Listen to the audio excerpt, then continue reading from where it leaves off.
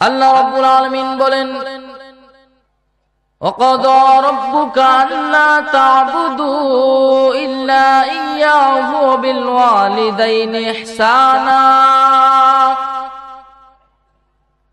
إِمَّا يَبْلُغَنَّ عِندَكَ الْكِبَرَ أَحَدُهُمَا أَوْ كِلَاهُمَا فَلَا تَقُل لَّهُمَا أُفٍّ وَلَا تَنْهَرْهُمَا وَقُل لَّهُمَا قَوْلًا كَرِيمًا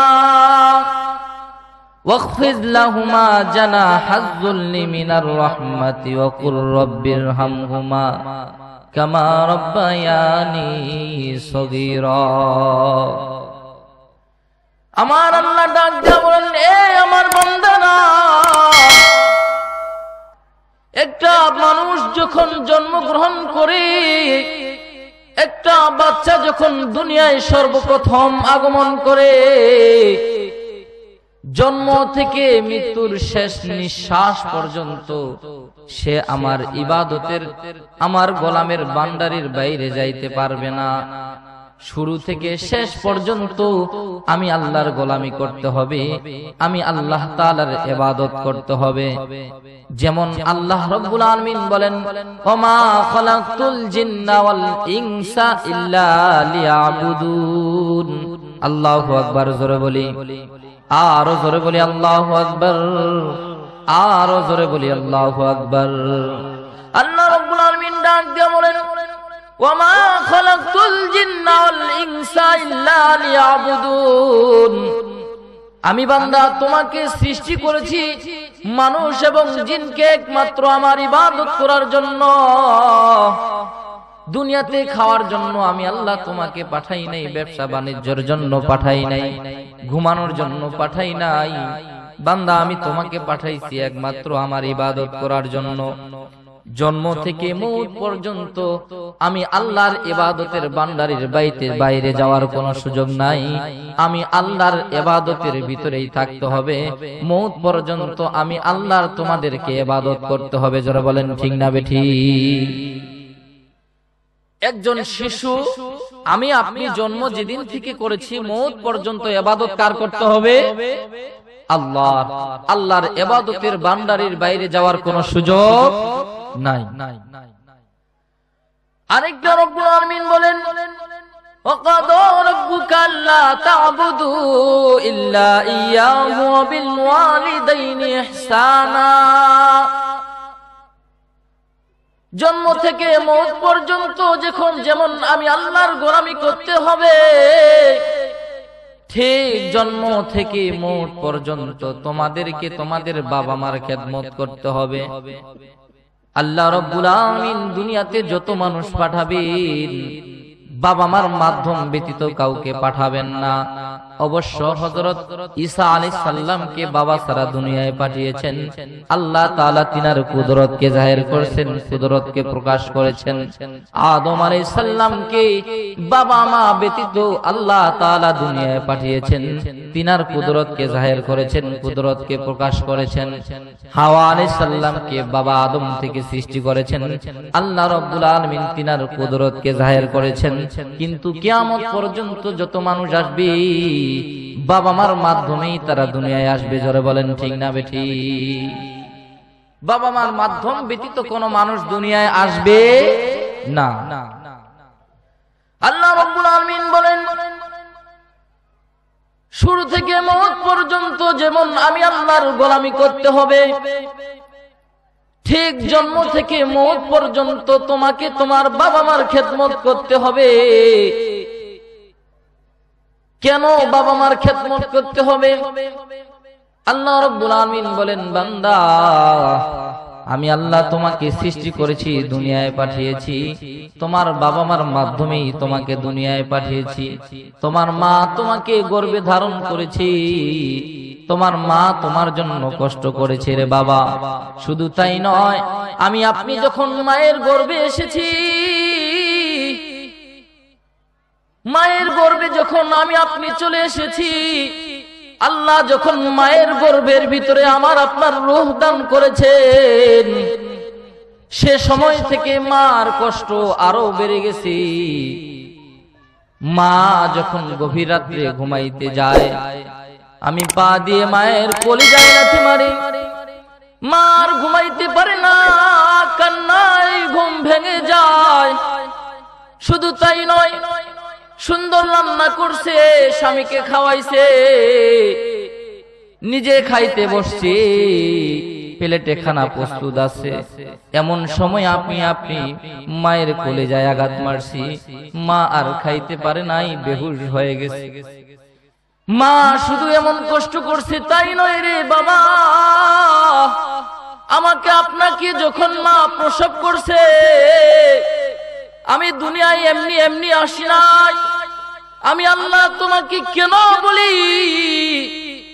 আমার ইবাদতের পরে তোমাকে তোমার বাবা মার খেদমত করতে হবে, কেন বলি আমি আল্লাহ সৃষ্টি করছি ঠিক, কিন্তু তোমাকে কষ্ট করছে তোমার বাবা মা। যখন আপনার মা আমাকে প্রসব করছি, প্রসবের বেদনা যখন ব্যথা উঠে গেছে, বান্ধবীরা পাশে ধৈর্য ধারণ করো, কষ্ট করো, ধৈর্য করো, আল্লাহ আল্লাহ বলো, সুন্দরভাবে যেন সন্তানটা প্রসব হয়ে যায়। অনেক মা সন্তানকে প্রসব করতে গিয়ে দুনিয়া থেকে বিদায় নিয়ে যায়। কেন বাবা বিদায় নিয়ে যায়? মায়ের যে যন্ত্রণা আর কষ্ট, এই কষ্ট আর যন্ত্রণা দুনিয়ার কোন মানুষকে বোঝানো সম্ভব না। আমি আপনি যখন আসি, মায়ের যখন প্রসব বেদনা উঠে, এতই যন্ত্রণা আর কষ্ট হয়।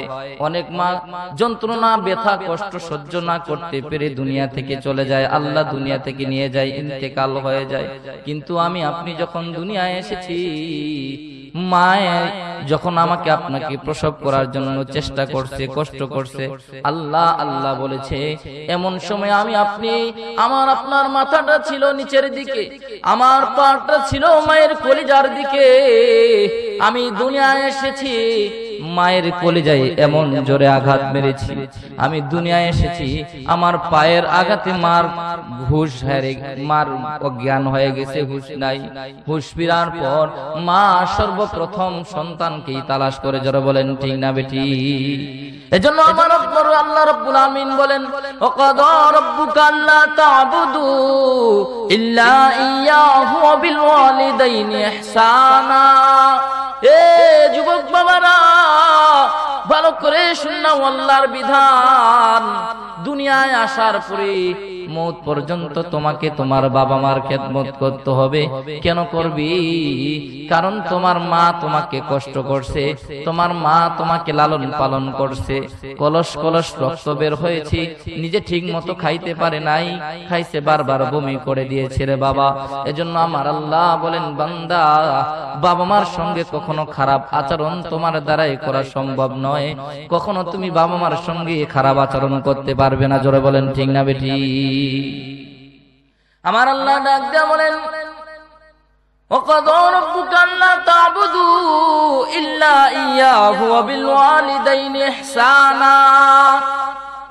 তোমার মা আর তোমার বাবা তোমাকে এমন ইহসান করেছে,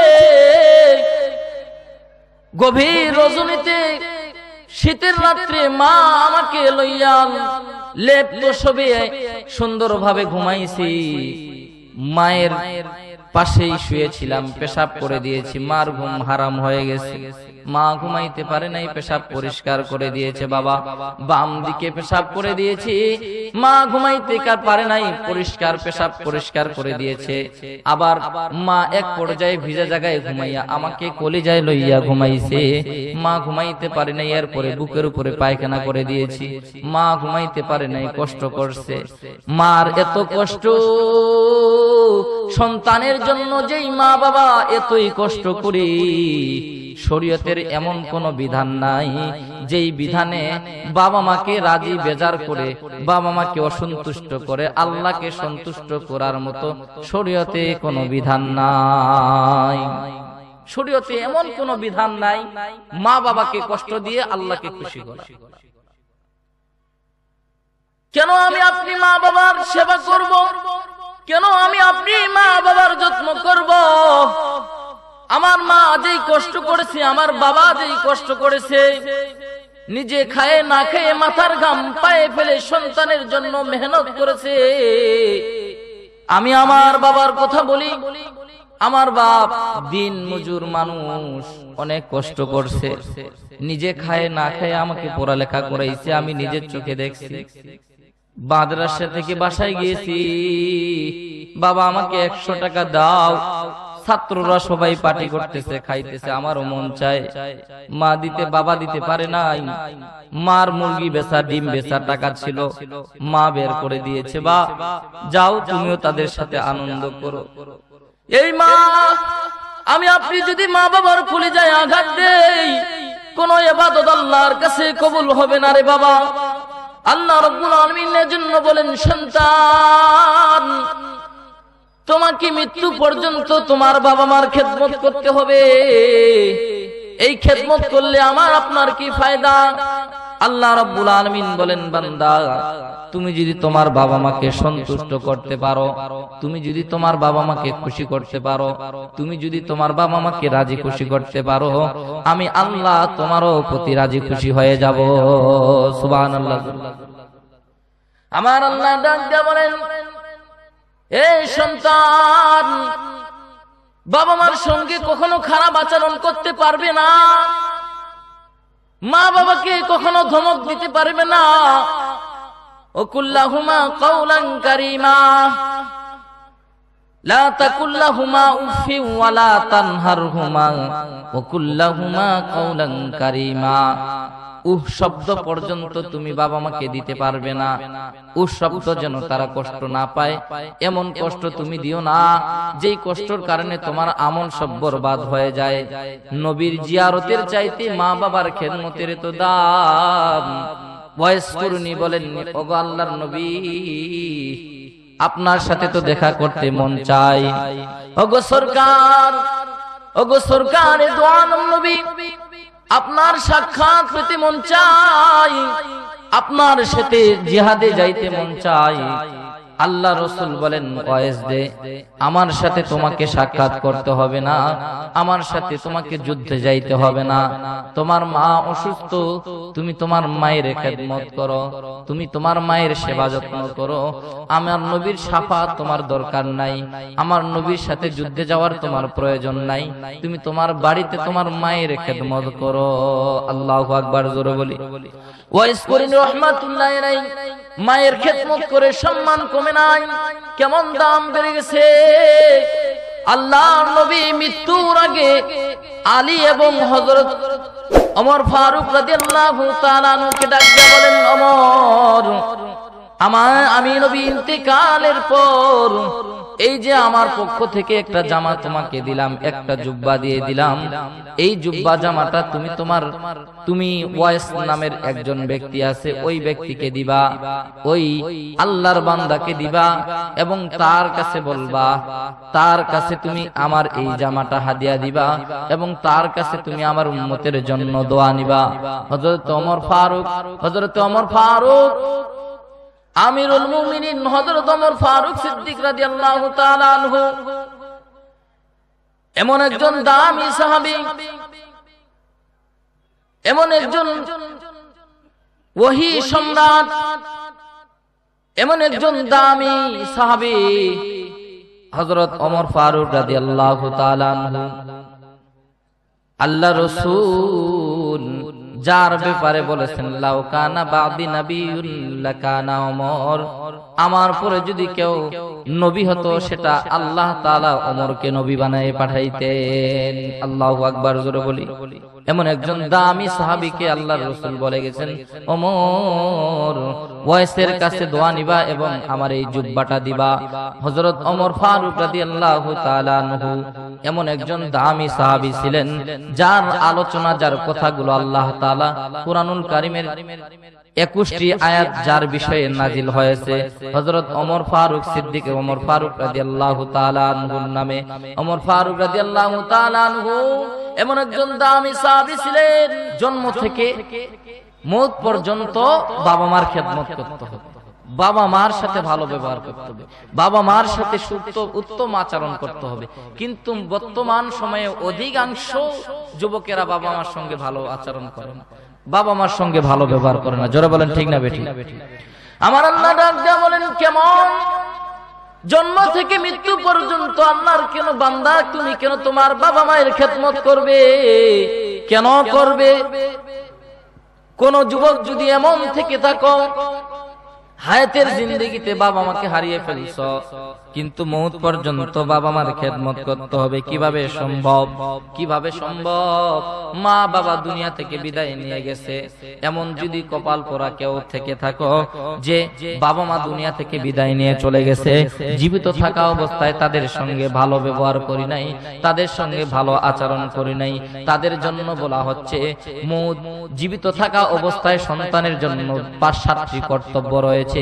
বাবা মার 7টি কর্তব্য তাকে আদায় করতে হবে। বাবা মা দুনিয়া থেকে বিদায় হওয়ার পর এরপরও 7টি তাকে কর্তব্য, 7টি কর্তব্য তাকে আদায় করতে হবে। 7টি জিনিস তাকে মানতে হবে। এই 7টি সন্তানের জন্য করা আল্লাহর পক্ষ থেকে কর্তব্য। আল্লাহু আকবার, জোরে বলি। মহিলা প্যান্ডেলে জায়গা নেই, মহিলা মা বোনদেরকে বিশেষ করে বলি, আপনারা সকলেই চাপে চাপে বসেন। চেপে বসলে আরেকজন মা বোন বসতে পারবে, তাদের আলোচনা শুনতে খুব সহজ হবে। এজন্য মহিলা মা বোনদেরকে বিশেষ করে বলি, আপনারা সবাই চেপে চেপে বসেন যেন অন্য মা বোনেরা বসতে পারে। এই যুবক ভাই উঠতেছেন কেন? ওদেরকে ডাক দেন, বসাই দেন, ওদেরই আলোচনা হচ্ছে, এই আলোচনাই দরকার। কেউ যেন আমরা না উঠি। রাস্তার দুপাশে যারা আমরা দাঁড়িয়ে আছি, বিশেষ করে দোয়া করে তাদেরকে বিশেষ করে বলি, আপনারা প্যান্ডেলে এসে বসেন। এই আলোচনা আমাদের দরকার। আল্লাহ তাআলার কি বিধান। আল্লাহ রাব্বুল আলামিন বলেন, বাবা মা জীবিত থাকা অবস্থায় যেমন সন্তানের উপর 7টি কর্তব্য, ঠিক তেমন ভাবে মৃত্যুর পরও 7টি কর্তব্য সন্তানের জন্য। কিন্তু আমরা অনেকেই জানি, দুনিয়ার কর্তব্যগুলো জানি, কিন্তু মৃত্যুর পরেও যে সন্তানের উপর কর্তব্য অনেকেই আমরা জানি না। জোরে বলেন ঠিক না বেঠিক? এগুলো সন্তানকে মানতে হবে, পালতে হবে, জানতে হবে। আমরা মনে করি মা বাবাকে দাফন করে দিলাম, বিশাল বড় একটা খাওয়ার আয়োজন করলাম, অনুষ্ঠান করলাম, শেষ।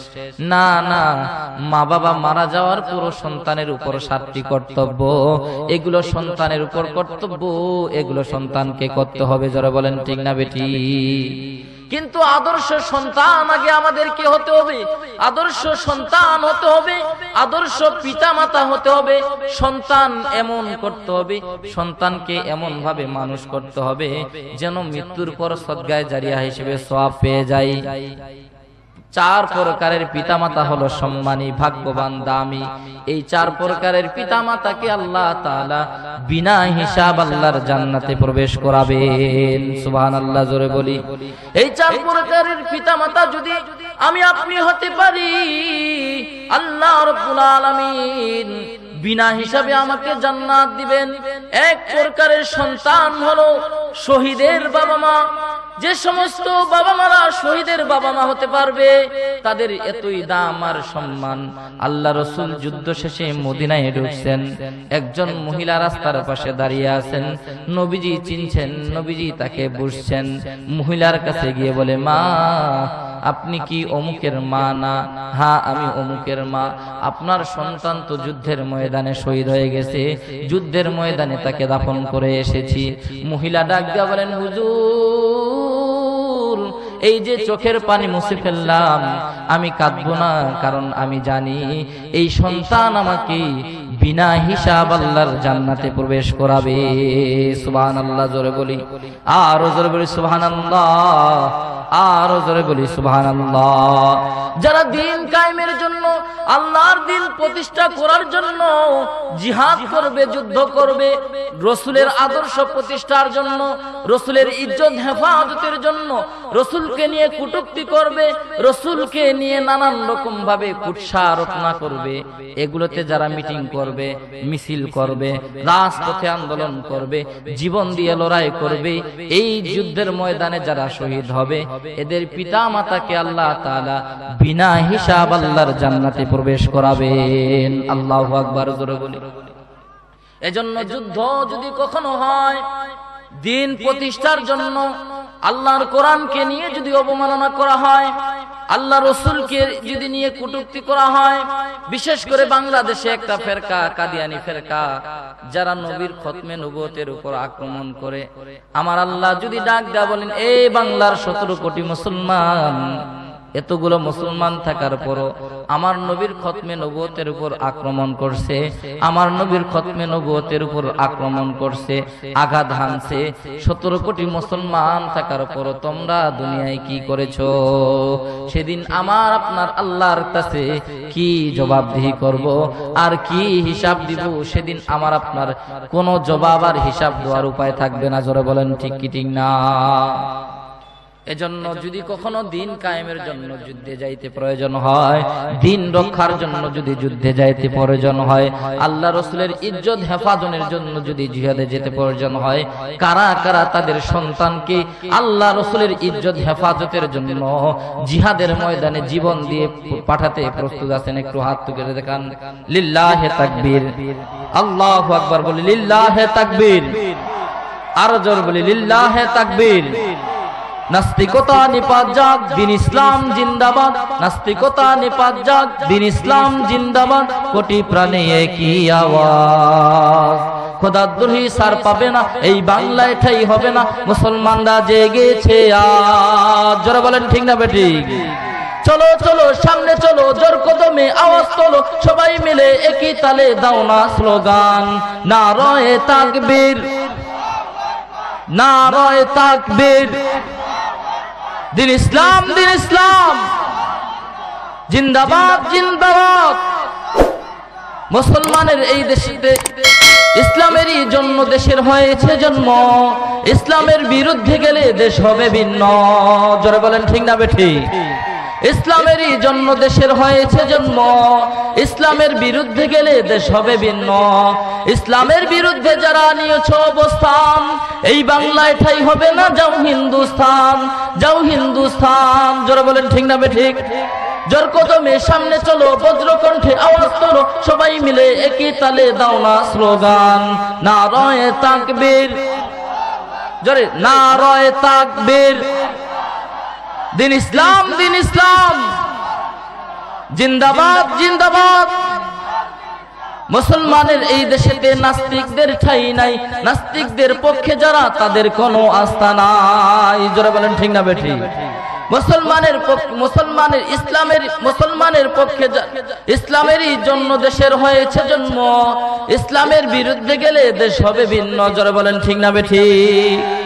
অতএব ইসলামের বিরুদ্ধে যারাই যাক না কেন, তাদের সাথে কোনো আপোষ নাই। এক প্রকারের বাবা মা হলো যারা শহীদের বাবা মা। শহীদের বাবা মা যদি আমি আপনি হতে পারি, আল্লাহ তাআলা বলেন বিনা হিসাব আমি আল্লাহ তাদেরকে জান্নাত দান করব। সুবহানাল্লাহ। আর এক প্রকারের বাবা মা হলো যারা হাফেজ এবং আলেমের বাবা মা।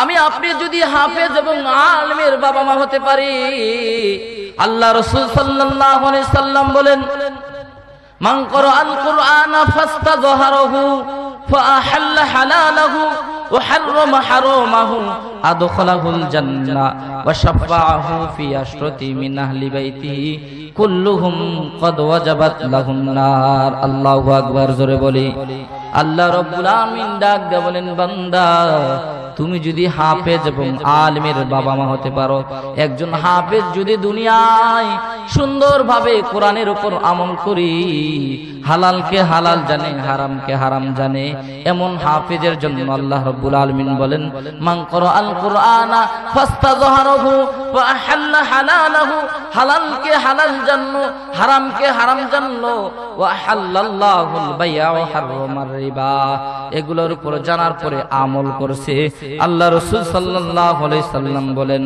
ওয়া আদখালাহুল জান্নাহ ওয়া শাফাআহু ফি আশরাতিম মিন আহলি বাইতিহি কুল্লুহুম ক্বাদ ওয়াজাবাত লাহুন নার।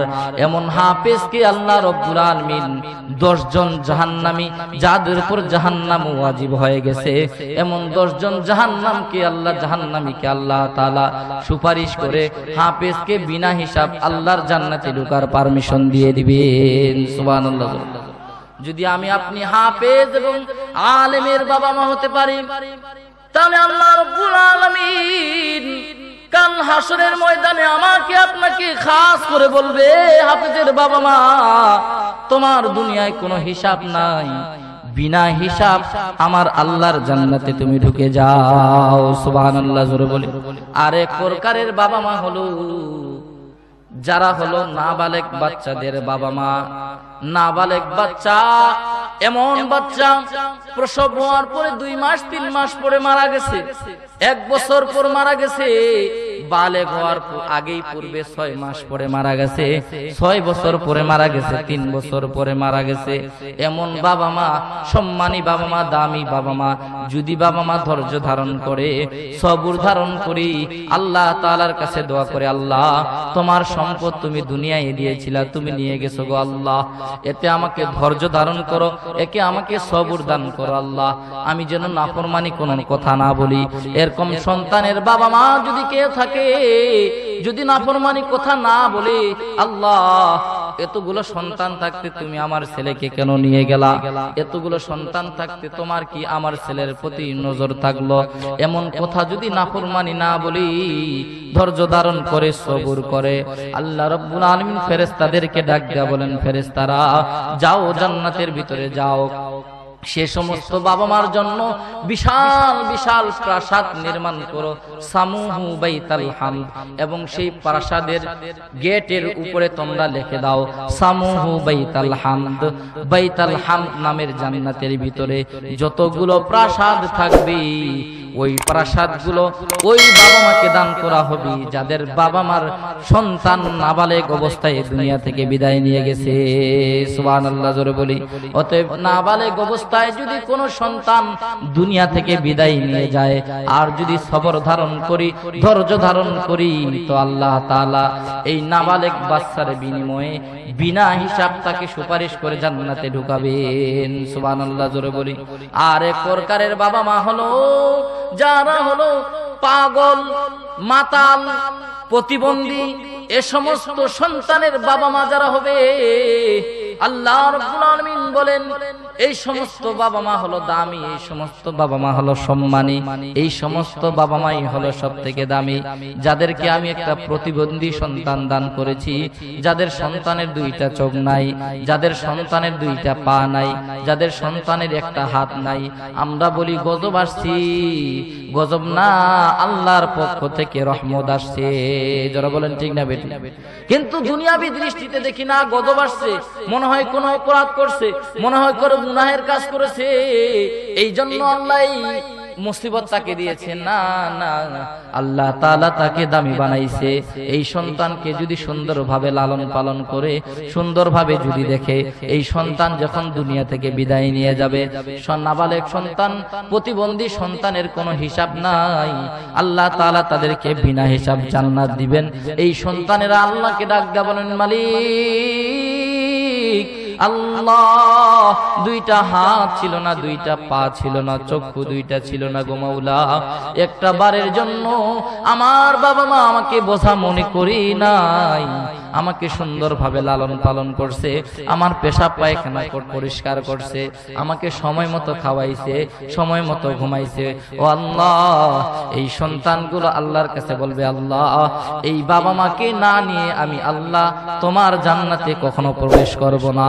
আল্লাহ ডাক দেয়া বলেন, ফেরেশতারা ওর বাবা মার হিসাব নিও না, সন্তানের এই সুপারিশে বিনা হিসাব আমি আল্লাহ জান্নাতে ঢোকার পারমিশন দিয়ে দিলাম। সুবহানাল্লাহ। এই 4 প্রকারের পিতা মাতা যদি আমি আপনি হতে পারি, আমরাই সব থেকে দামি, আমরাই সব থেকে ভাগ্যবান, আমরাই সব থেকে আল্লাহর কাছে গ্রহণযোগ্য হব।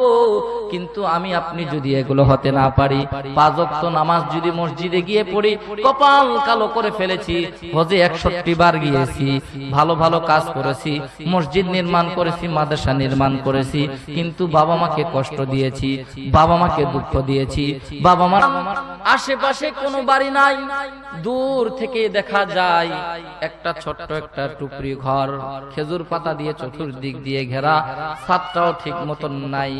ঘরটার ভিতরে ঢুকে দেখে একটা মসজিদ। আজকের রাতটা এখানেই আমি কাটাইলে ভালো হয়ে যায়। সুন্দর করে খানা দানা খেয়ে পানি টানি খেয়ে যতটুকু নাস্তা ছিল খেয়ে আল্লাহর ঘরে বিশ্রাম নেওয়ার জন্য ঘুমিয়ে গেছে। আল্লাহর কি কুদরত, ওই দিন রাত্রে এলাকার ভিতরে একটা চোর ঢুকছি, চুরি টুরি করে টপলা টুপলি নিয়ে যখন বের হবে এমন সময় চোর চোর করে এলান হয়েছে, চোর চোর চোর এসেছে, সবাই পাকড়াও করো, চোরকে ধরো, চোরকে পাকড়াও করো। এলান হয়ে গেছি, চোর এদিক সেদিক তাকাই, দুই দিকে জনগণ উপস্থিত, উপায় নাই। সামনের দিকে দেখে একটা মসজিদ, মসজিদের দিকে ঢুকে যাই। চোর মসজিদের দিকে ঢুকে গেছে, মসজিদে যাইয়া দেখে আল্লাহর বান্দা ঘুমন্ত, আল্লাহর ঘুমন্ত বান্দার কাছে টপলা টপলি রেখে মসজিদ থেকে বের হয়ে গেছে। সকলেই মসজিদের দিকে রওনা হয়। মসজিদের ভিতরে দেখে দেখে টপলা টুপলি রাখিয়া সুন্দরভাবে নাক ডেকে ডেকে ঘুমায়। বুঝছি চোরের এটা বাহানা, আর তাছাড়া আর কিছুই হতে পারে না। চলো সবাই মিলে কাজী সাহেবের কাছে নিয়ে যাই। সকলে মিলে কাজী সাহেবের কাছে নিয়ে যাই, মেম্বার চেয়ারম্যানের কাছে নিয়ে যাই। এখন যদি গণদোলাই দোয়া হয়, মৌত হয়ে গেলে তো আমরা সকলেই মামলার ভিতরে পড়ে যাব। কাজী সাহেবের কাছে সকলে মিলে নিয়ে গেছে। কাজী সাহেব বললেন তার শাস্তি হলো চুরি করার জন্য হাত কেটে দেওয়া, কিন্তু চুরি করা মাল আল্লাহর ঘরে ঢুকানোর কারণে তার শাস্তি হলো গলায় জোতার মালা পরিয়ে সমস্ত অলিগলিতে ঘোরানো আর এলান করা, কেউ যদি চুরি করে তার হাত কেটে ফেলা হবে, আর কেউ যদি চুরি করা মাল আল্লাহর ঘরে ঢুকায় তাহলে তার গলায় জোতার মালা পরাইয়া অলিগলিতে ঘোরানো হবে। আল্লাহর বান্দাকে নিয়ে যুবক ঘোষণা করতেছে, কেউ যদি চুরি করে আর চুরি করা মাল নিয়ে যদি আল্লাহর ঘরে প্রবেশ করে তাহলে তাকে জুতার মালা পরাইয়া অলি গলিতে ঘোরানো হবে, এটা তার শাস্তি। এ সময় যুবক ঘোষকের মুখ চেপে ধরে বলে, ভাই এই এলান দিও না, এই ঘোষণা করিও না, বরং এলান এবং ঘোষণা দেও কেউ যদি মা বাবার কথা না শুনে হজে যদি যায়, হজ করতে যায়, তাহলে তার জন্য হলো এই শাস্তি। আল্লাহু আকবার, জোরে বলুন। এই কথা শুনে ঘোষক কাজী সাহেবের কাছে নিয়ে গেছি। কাজী সাহেব মার্জিত অবস্থায় বলে, যুবক কেন তুমি এই কথা বললা? কাজী সাহেব বলতেছে, কাজী সাহেব মা বারবার বলেছিল বাবা হজ করার দরকার নাই, আমি মা বাবার আমার মায়ের চেহারা দেখলেই তো আল্লাহ কবুল হজের সওয়াব তোমাকে দিবে, ওমরা করার সওয়াব তোমাকে আল্লাহ তাআলা দান করবে। কিন্তু হুজুর মার কথা না শুনে এরপরও হজে রওনা হয়ে গেছি, এটা অন্য কোন শাস্তি না, চুরি করার শাস্তি না, মায়ের কথা অবাধ্য হওয়ার কারণেই আজকে আমার এই শাস্তি। জোরে বলেন ঠিক না বেঠিক? এজন্য মা বাবার কথা যদি অমান্য করি আমার আপনার ঠিকানা জান্নাত কখনো হবে না। মা বাবাকে যদি কষ্ট দিই আমার আপনার ঠিকানা হবে জাহান্নাম। অধিকাংশ পরিবার দেখা যায়, বর্তমান সময়ের যুবক ভাইদেরকে দেখা যায়, আমার নিজের চোখে দেখা এক যুবক ভাই বিয়ে করেছি, মা বাবার সঙ্গে খারাপ ব্যবহার করে যদি তাওয়াব করি এরপরও আল্লাহকে কখনো খুশি করা সম্ভব হবে না। জোরে বলেন ঠিক না বেঠিক?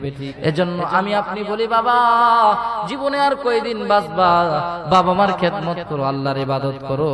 এই ইবাদত আর খেদমত যদি এক হয়ে যায় আল্লাহ রাব্বুল আলামিন বিনা হিসাব আমাকে আল্লাহর জান্নাতে প্রবেশ করাবেন। আল্লাহু আকবার, জোরে বলি, আর জোরে বলি আল্লাহু আকবার, আর জোরে বলি আল্লাহু আকবার। আমাদের এখানে কাদের কাদের বাবা মা আছে একটু হাত তুলে দেখাই তো। আপনাদের জান্নাত আপনাদের বাড়িতেই উপস্থিত। আপনাদের জান্নাত কোথায় আছে? বাড়িতেই আছে। সময় থাকতে আমরা আমাদের বাবা মার খেদমত করি। আর যাদের বাবা মা দুনিয়া থেকে বিদায় নিয়ে গেছে, বাবা মাকে সেরকম ভাবে খেদমত করতে পারি নাই, কষ্ট দিয়েছি, চলে গেছে বিদায় নিয়ে, এখন আমার আপনার জন্য কর্তব্য। আর যারা আমরা খেদমত করেছি, বাবা মার ভালো ব্যবহার করছি, ভালো সুন্দর আচরণ করছি, আমাদের কি করণীয়? আমাদের জন্য কর্তব্য আছে, করণীয় আছে। সেই করণীয় হলো আল্লাহ রাব্বুল আলামিনের কর্তব্য হলো 7টি। কয়টি কর্তব্য? 7টি। মৃত্যুর পরও, বাবা মার মৃত্যুর পরও সন্তানের জন্য কয়টি কর্তব্য? 7টি। আমরা যারা অনেকেই ধনাঢ্যবান যারা বাবা মার খেদমত করেছি, বাবা মাকে গোসল করাইছি, বাবা মাকে খাওয়াইছি, বাবা মার ময়লা কাপড় চোপড় পরিষ্কার করছি এবং কবরে দাফন করছি, একটা অনুষ্ঠান করছি, শেষ। এর মনে করি যে আমরা শেষ, এটাই বাবা মার খেদমত না। মৃত্যুর পরও বাবা মার 7টি কর্তব্য সন্তানের জন্য, এগুলো সন্তানকে করতে হবে, এগুলো সন্তানের উপর কর্তব্য। 1 নম্বরে হলো বাবা মার ঋণ পরিশোধ করা। বাবা মা যদি কোনো দুনিয়ায় ঋণ রেখে যায়, সন্তানের জন্য কর্তব্য হলো সেই ঋণগুলো পরিশোধ করা। কারণ আমি ছোট অবস্থায় যেই দোকানে খাইতাম, বাবা মা সেই ঋণ পরিশোধ করত, বাবার সেটা কর্তব্য ছিল। কিন্তু বাবা মা দুনিয়া থেকে বিদায় নিয়ে গেছে, বাবা মার ঋণ পরিশোধ করা সন্তানের জন্য কর্তব্য। এটা সন্তানের জন্য কর্তব্য, এটা করতেই হবে। 2 নম্বরে হলো বাবা মায়ের ওসিয়ত পূরণ করা। বাবা মা ওসিয়ত করে গেছে, এ আমার বাবা, আমার ইন্তেকালের পর মসজিদের ভিতরে 50 বস্তা সিমেন্ট দিবা, মাদ্রাসায় এতিম ছাত্রদেরকে খাওয়াইবা, অমুক জায়গায় তুমি অমুক কাপড় চোপড় দিবা। এইটা বাবা মার ওসিয়ত, এই দায়িত্ব, এই ওসিয়ত পূরণ করা সন্তানের জন্য হলো কর্তব্য। 3 নম্বর হলো সবরে সানি করা। সবরে বাবা মার জন্য সবরে সানি করা। যেমন আমি উদ্দেশ্য আর নিয়ত করলাম, আমার বাবা মা দুনিয়া থেকে বিদায় নিয়ে গেছে, আমার বাবা মার উদ্দেশ্য করে একটা মাহফিল করব, মাহফিলে যতগুলো খরচ হয় সব খরচগুলো আমি বহন করব। এরকম ভালো ভালো নিয়ত করা, ভালো ভালো কাজ করা, এটা হলো সবরে সানি। বাবা মার জন্য দোয়া করা, বাবা মার জন্য ইস্তেগফার করা, বাবা মার জন্য সূরা ইয়াসিন পড়া। কেউ যদি সূরা ইয়াসিন পড়তে না পারি, সূরা ইখলাস জানি, বাবা মার জন্য সূরা ইখলাস করে দোয়া ইস্তেগফার করে বাবা মার কবরে পাঠানো। 3 নম্বর বাবা মার ওসিয়ত সবরে সানি করা, বাবা মার জন্য দোয়া করা, বাবা মার জন্য আল্লাহ তাআলার কাছে দোয়া করা, দান খয়রাত করা, সূরা ইয়াসিন পড়া, সূরা ইখলাস পড়া, এটা সন্তানের জন্য কর্তব্য। এগুলো আমরা অনেকেই জানি না। নাম্বার 4, বাবা মা গুনাহ করে দুনিয়া থেকে বিদায় নিয়ে গেছে, তার জিন্দেগিতে তেমন ইবাদত করতে পারে নাই, সূরা ফাতিহাটা ঠিক মতো পড়তে পারতো না, সূরা ইখলাস ঠিক মতো পড়তে পারতো না, তেমন ভাবে নামাজ কালাম করে নাই, তেমন ভাবে নামাজ কালাম আদায় করতে পারে নাই। সন্তানের জন্য কর্তব্য আল্লাহর কাছে দুহাত করবে, ইবাদত করবে, আল্লাহর কাছে দোয়া করবে, আল্লাহ আমার বাবা মা ঠিক মতো সূরা ফাতিহা পড়তে পারে নাই, আমার বাবা মা ঠিক মতো মসজিদে যায় নাই, ঠিক মতো নামাজ পড়ে নাই, অমুক গুনাহ করেছে, তমুক গুনাহ করেছে, আমার বাবা মা এই অপরাধ করেছে গো আল্লাহ, আমার বাবা মার জিন্দেগির গুনাহ খাতাগুলো মাফ করে দাও। হাদিসের ভিতরে আসছে, কোন সন্তান যদি বাবা মার জন্য গুনাহ করি, বাবা মার গুনার জন্য যদি মাফ চায়, আল্লাহ রাব্বুল আলামিন বাবা মার বরকতে সন্তানের দোয়া কবরে পৌঁছাই দেন। এই দোয়া করার পরিবর্তে আল্লাহ তাআলা সেই সন্তানের জীবনের গুনাহগুলো মাফ করে দেন। সুবহানাল্লাহ জোরে বলি। তাহলে আমাদের জিন্দেগিতে বাবা মার জন্য, যারা জীবিত আছে তাদের জন্য দোয়া করব, যারা দুনিয়া থেকে বিদায় নিয়ে গেছে তাদের জন্য দোয়া করব। নাম্বার 5, বাবা মার ভাই বোন চাচা চাচি যদি থাকে তাদের খোঁজ খবর নেওয়া, তাদের দেখভাল করা। বাবা মা বিদায় নিয়ে গেছে, একটা কাপড় নিয়ে বাবা মাকে চাচাকে দিলাম, একটা শাড়ি নিয়ে চাচিকে দিলাম, একটা লুঙ্গি নিয়ে ভাইকে দিলাম, একটা জামা নিয়ে ভাতিজিকে দিলাম। এরকম বাবা মার আত্মীয় স্বজন, মায়ের ফুফু থাকলে, মায়ের বোন থাকলে, মায়ের বান্ধবী থাকলে তাদেরকে কাপড় চোপড় দেওয়া, বাবার এমন আত্মীয় স্বজন থাকলে তাদেরকেও দেওয়া। নাম্বার 6, বাবা মা কবরে যাওয়ার পর বাবা মার জন্য কবরের কাছে গিয়ে মাসে হোক 2 মাস 1 মাস পরে হোক, প্রতি মাসে কবরের কাছে গিয়ে মা বাবার জন্য দোয়া করা। মা বাবার জন্য যদি আমি আপনি দোয়া করতে পারি, আল্লাহ রাব্বুল আলামিন বলেছেন, আল্লাহ রাসূল সাল্লাল্লাহু আলাইহি সাল্লাম বলেছেন, কোন সন্তান যখন মায়ের কবরের পাশে দাঁড়াইয়া সূরা ইয়াসিন পড়ে, সূরা ইখলাস পড়ে, আল্লাহর কাছে দোয়া করে, সেই হাদিয়াটা আল্লাহ তাআলা বাবা মার কবরে পৌঁছাইয়া দেন। সুবহানাল্লাহ জোরে বলি। এবং বাবা মা যদি সন্তানের দোয়া কবর থেকে করে, আল্লাহ রাব্বুল আলামিন সেই বাবা মার কবরের দোয়াও কবুল করে নেন। সুবহানাল্লাহ জোরে বলি। নাম্বার 7, বাবা মার বন্ধু বান্ধব যাদের আছে তাদের সাথে সুন্দর আচরণ করা। বাবার চাচা ছিল, তার সঙ্গে ভালো আচরণ করতে হবে। বাবার ভাই ছিল, তার সঙ্গে ভালো ব্যবহার করতে হবে। বাবার বন্ধু ছিল, তার সঙ্গে খারাপ ব্যবহার করা যাবে না, তার সঙ্গেও ভালো ব্যবহার করতে হবে। এই 7টা কর্তব্য হলো, বাবা মা যদি দুনিয়া থেকে বিদায় নিয়ে যায় তাহলে সন্তানের জন্য এই 7টি কর্তব্য। আর এই 7টি কর্তব্য আমি আপনি সকলেই করতে পারবো কিনা একটু হাত তুলে দেখাই। লিল্লাহে তাকবীর, লিল্লাহে তাকবীর। আমরা সবাই আমাদের বাবা মার জন্য এই 7টি কর্তব্য পালন করতে পারবো তো ইনশাআল্লাহ? আল্লাহ তাআলা সকলকে কবুল করে, সকলে বলি আমিন। আমি আর আলোচনা দীর্ঘ করব না। আজকের আমার আলোচনার বিষয়বস্তুই হলো যে আমরা যেন আমাদের জিন্দেগিতে কখনো বাবা মাকে কষ্ট না দেই। বাবা মার সঙ্গে আমরা অবশ্যই ভালো ব্যবহার করব। বাবা মার সঙ্গে খারাপ ব্যবহার করে আল্লাহ তাআলাকে খুশি করার ভিন্ন কোনো মাধ্যম নাই। আল্লাহ তাআলা আমাদের সকলকে হায়াতের জিন্দেগিতে বাবা মার খেদমত করে জান্নাত কামাই করা তৌফিক দান করুন, সকলে বলি আমিন। এই বলে আমার আলোচনা শেষ করলাম। আসসালামু আলাইকুম ওয়া রাহমাতুল্লাহি ওয়া বারাকাতুহু।